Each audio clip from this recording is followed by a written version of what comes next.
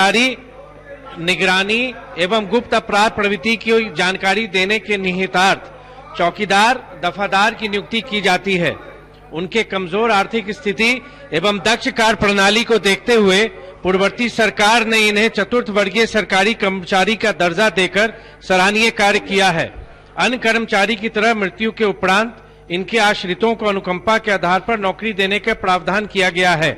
अक्सर ऐसा देखा गया है कि चौकीदार दफादार के आश्रितों के आवेदन बहुत दिनों तक साल दर साल लंबित रखे जाने की प्रवृत्ति प्रायः हर जिला में देखने को मिलती है। समय पर अनुकंपा आधारित आश्रितों की नियुक्ति न होने से गांव असुरक्षित सा लगता है। सरकार द्वारा इनकी नियुक्ति समय सीमा के अंदर करने के लिए समुचित प्रावधान करना आवश्यक है। अतः चौकीदार दफादार के आश्रितों को अनुकंपा के आधार पर नियुक्ति नियत समय पर करने हेतु मैं सदन के माध्यम से सरकार का ध्यान आकृष्ट करता हूं। तो मैं आपके माध्यम से सदन में मैंने लाया है। माननीय मंत्री जी ने स्वीकार भी किया है कि चौकीदारों के लिए दो विषय हैं और मुझको लगता है प्राय माननीय सदस्यों को भी जानकारी होगी।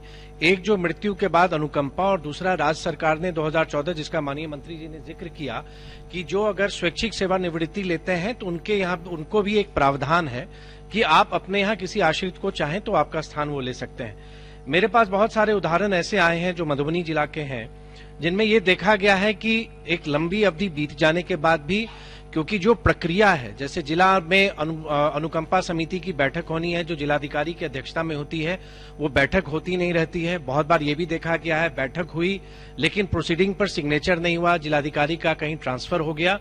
तो इस तरह के बहुत सारे विषय ऐसे आए हैं जो लंबित हैं और उन आश्रितों को एक लंबे अवधि तक कार्यालयों का चक्कर लगाना पड़ता है जिसमें वो बहुत परेशान होते हैं। साथ ही मैं आपके माध्यम से माननीय सरकार से यही आग्रह करना चाहता हूं अध्यक्ष महोदय कि ये भी देखा गया है कि अनुकंपा समिति की जब बैठक जिला में होती है या जब आप स्वैच्छिक सेवानिवृत्ति के विषयों पर जब आप निर्णय लेते हैं छोटे छोटे कारणों के कारण भी ऐसे आवेदन को रद्द किए गए हैं। तो मैं माननीय मंत्री महोदय से यही सिर्फ आग्रह करना चाहता हूं कि अभी तक जितने भी लंबित ऐसे मामले हैं चाहे वो अनुकंपा मृत्यु के आधार पर हो या स्वैच्छिक सेवानिवृत्ति हो, एक अभियान चलाकर जितने भी आवेदन विभिन्न जिलों में लंबित हैं, पेंडिंग है, आपने स्वयं भी इस उत्तर में कहा है, उसको निष्पादन उसको करवा दिया जाए ताकि उन आश्रितों को एक सहारा भी मिले और गांव में जो उनकी जवाबदेही है उसका भी निर्वहन वो समुचित तरीके से कर सकें। मैंने कहा माननीय सदस्य को कि माननीय सदस्यों के ध्यानाकर्षण के लिए बहुत बहुत धन्यवाद।